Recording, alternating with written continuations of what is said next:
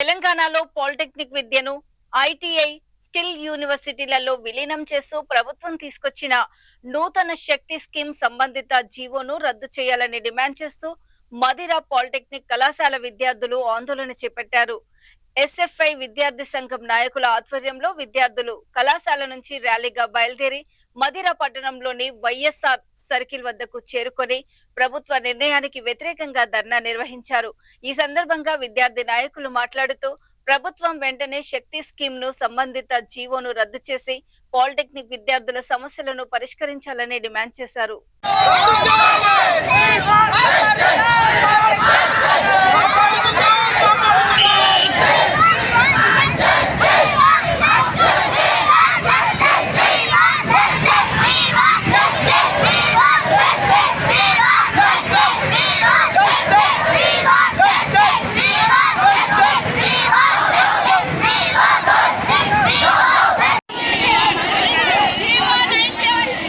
చెప్పండిరా.